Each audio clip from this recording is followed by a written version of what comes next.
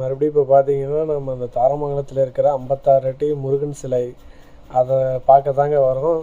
ஏன்னா அது மறுபடியும் சீரமைக்கப்படுன்னு சொல்லிட்டு எல்லாம் க்ளோஸ் பண்ணி வச்சுருக்கேன்னு சொன்னாங்க.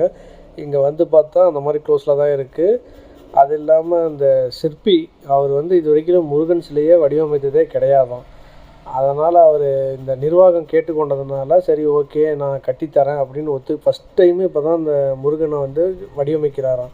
அதனால் இந்த மாதிரி ஆயிடுச்சு. நான் இது வரைக்கும் முனியப்பன் சிலையை மட்டும்தான் நான் கட்டிகிட்டு இருந்தேன் அப்படின்னு சொன்னாருங்க.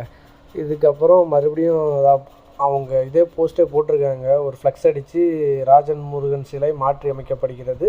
அது இல்லாமல் கும்பாபிஷேகம் வரப்போகிற 19ஆம் தேதி மே 19ஆம் தேதி நடைபெறதாக இருந்தது. அதையும் டேட் இது கட்டி முடித்தோடனே மறுபடியும் எப்போ வைக்கலான்னு சொல்லிட்டு அதுக்கப்புறம் பின்னாடி அறிவிக்கப்படும் சொல்லி போர்டு போட்டிருக்காங்க. நாம் பொறுத்திருந்து பார்ப்போம் எப்படி இருக்குன்னு.